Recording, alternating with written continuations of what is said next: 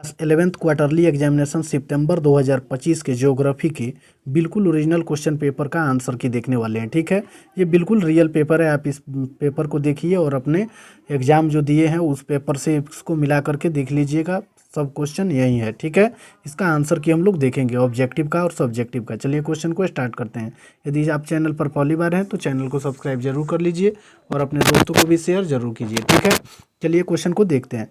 देखिए, सबसे पहले हम लोग देखेंगे ऑब्जेक्टिव क्वेश्चन में। इसमें 1 से 70 तक आपको ऑब्जेक्टिव क्वेश्चन मिला हुआ था, जिसमें 40 प्रश्नों का उत्तर देना था।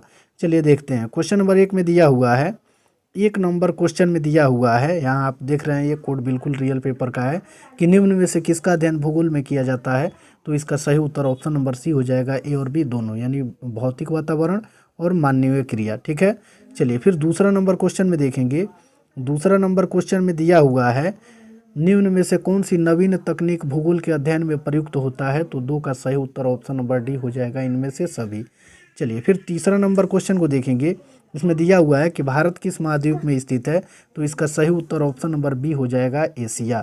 चलिए फिर आगे वाला क्वेश्चन देखेंगे। क्वेश्चन नंबर 3 में दिया हुआ है, 3 नंबर तो क्वेश्चन हम लोग देख लिए हैं। 4 नंबर क्वेश्चन में है कि किसी देश की अवस्थिति निम्न में से किन घटकों को प्रभावित करती है। तो 4 का सही उत्तर ऑप्शन नंबर डी हो जाएगा, इनमें से सभी।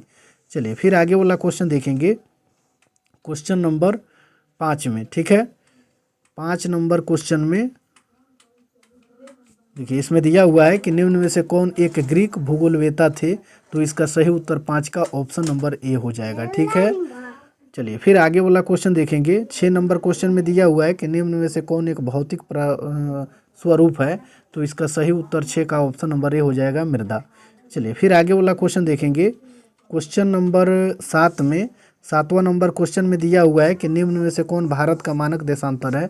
तो 7 का सही उत्तर ऑप्शन नंबर सी हो जाएगा। 9 नंबर क्वेश्चन में हम लोग देखेंगे, निम्न में से कौन सी नदी असम राज्य से होकर बहती है। तो इसका सही उत्तर ऑप्शन नंबर बी हो जाएगा, ब्रह्मपुत्र।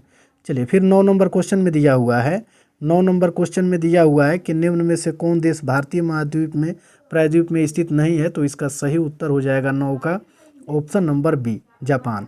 चलिए फिर आगे वाला क्वेश्चन देखेंगे। 10 नंबर क्वेश्चन में दिया हुआ है कि मानव भूगोल की कौन सी उपशाखा में भूभाग तथा संप्रभुता का अध्ययन किया जाता है। तो इसका सही उत्तर 10 का ऑप्शन नंबर ए हो जाएगा, राजनीतिक भूगोल। चलिए फिर आगे वाला क्वेश्चन देखेंगे। 11 नंबर क्वेश्चन में दिया हुआ है, निम्न में से कौन दर्रा हिमालय पर्वत पर स्थित है। तो इसका सही उत्तर 11 का ऑप्शन नंबर सी हो जाएगा। ठीक है, सिपकिला। चलिए फिर आगे वाला क्वेश्चन देखेंगे। क्वेश्चन नंबर 12 में दिया हुआ है कि जैव भूगोल निम्न में से किन विषयों से जुड़ा हुआ है। तो इसका सही उत्तर 12 का ऑप्शन नंबर सी हो जाएगा, ए और बी दोनों। चलिए फिर आगे वाला क्वेश्चन देखेंगे। 13 नंबर क्वेश्चन में है कि अंडमान एवं निकोबार द्वीप समूह निम्न में से कहाँ स्थित है। तो इसका सही उत्तर हो जाएगा 13 का ऑप्शन नंबर सी, बंगाल की खाड़ी। चलिए फिर आगे वाला क्वेश्चन में दिया हुआ है, 14 नंबर क्वेश्चन में, निम्न में से कौन भौगोलिक अध्ययन के विभिन्न आयाम हैं। तो 14 का सही उत्तर ऑप्शन नंबर बी हो जाएगा, समय प्रति काल। ठीक है, समय बटा काल हो जाएगा। चलिए फिर आगे वाला क्वेश्चन देखेंगे। क्वेश्चन नंबर 15 में दिया हुआ है, निम्न में से कौन द्वीपीय देश है। तो इसका सही उत्तर 15 का ऑप्शन नंबर 15 का हो जाएगा, द्वीपीय देश। तो डी हो जाएगा। ठीक है, श्रीलंका। और यहाँ आप क्वेश्चन देख रहे हैं, बिल्कुल ओरिजिनल क्वेश्चन पेपर है। चलिए फिर इसमें देखेंगे।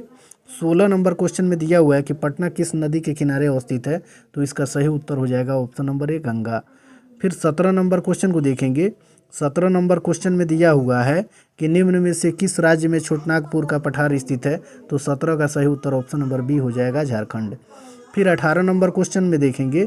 18 नंबर क्वेश्चन में दिया हुआ है कि भारत के कौन से राज्य का क्षेत्रफल सबसे अत्यधिक है। तो इसका सही उत्तर हो जाएगा 18 का option number A, Rajasthan. 19 number question में दिया हुआ है कि जनसंख्या भूगोल निम्न में से किस विषय से संबंधित है। तो 19 का सही उत्तर ऑप्शन नंबर सी हो जाएगा, जननांकी।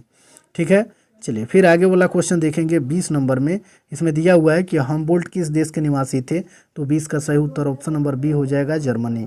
21 नंबर क्वेश्चन में है कि निम्न में से कौन भौतिक भूगोल की उपशाखा नहीं है। तो 21 का सही उत्तर हो जाएगा ऑप्शन नंबर डी, कृषि भूगोल। चलिए फिर आगे वाला क्वेश्चन देखेंगे। 22 नंबर क्वेश्चन में दिया हुआ है कि निम्न में से किन तथ्यों का अध्ययन अधिवास भूगोल में करते हैं, तो 22 का सही उत्तर ऑप्शन नंबर सी हो जाएगा, ए और बी दोनों। चलिए फिर आगे वाला क्वेश्चन देखेंगे। 23 नंबर क्वेश्चन इसमें नहीं दिया हुआ है, ठीक है, 23 नंबर क्वेश्चन इसमें नहीं है।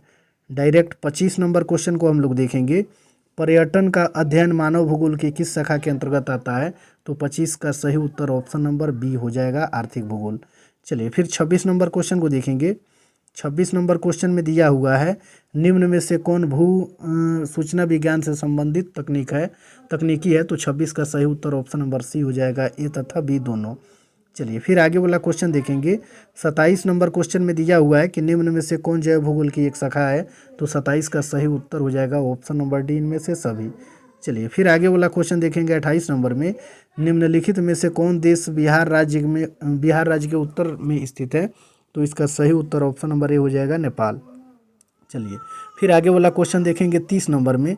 प्रादेशिक भूगोल किस प्रकार के क्षेत्रों का अध्ययन होता है, तो 30 का सही उत्तर हो जाएगा ऑप्शन नंबर डी, इनमें से सभी। फिर 31 नंबर क्वेश्चन में मृदा जनिक किस घटक के बनने की प्रक्रिया को कहते हैं, तो 31 का सही उत्तर ऑप्शन नंबर बी हो जाएगा, मृदा। चलिए फिर आगे वाला 32 नंबर क्वेश्चन को देखेंगे। 32 नंबर नहीं है, 33 नंबर क्वेश्चन को देखेंगे। निम्न में से कौन एक नवीकरणीय योग्य संसाधन है, तो 33 का सही उत्तर ऑप्शन नंबर सी हो जाएगा, ए तथा बी दोनों। चलिए फिर आगे वाला 34 नंबर क्वेश्चन को देखेंगे। 34 नंबर क्वेश्चन में दिया हुआ है कि निम्न में से कौन मानव भूगोल की शाखा नहीं है, तो 34 का सही उत्तर हो जाएगा ऑप्शन नंबर ए, भू आकृति विज्ञान। चलिए फिर 35 नंबर क्वेश्चन को देखेंगे। इसमें दिया हुआ है कि निम्न में से कौन पर्यावरण क्षरण का एक स्वरूप है, तो 35 का सही उत्तर ऑप्शन नंबर डी हो जाएगा, इनमें से सभी। चलिए फिर आगे वाला क्वेश्चन देखेंगे।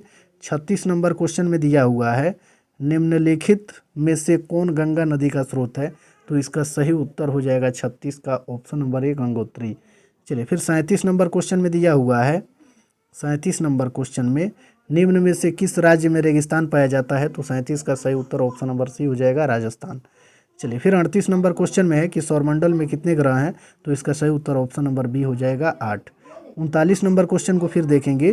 इसमें दिया हुआ है कि बिग बैंग सिद्धांत निम्न में से किसने प्रतिपादित किया, तो किससे संबंधित है, तो 39 का सही उत्तर ऑप्शन नंबर बी हो जाएगा, ब्रह्मांड की उत्पत्ति से। चलिए फिर 40 नंबर क्वेश्चन में देखेंगे पृथ्वी की उत्पत्ति से संबंधित निहारिका परिकल्पना किसने दी, तो 40 का सही उत्तर ऑप्शन नंबर बी हो जाएगा, ठीक है। तो वीडियो पसंद आया तो वीडियो को लाइक जरूर कीजिए और चैनल को सब्सक्राइब करके अपने दोस्तों को भी शेयर जरूर कीजिए।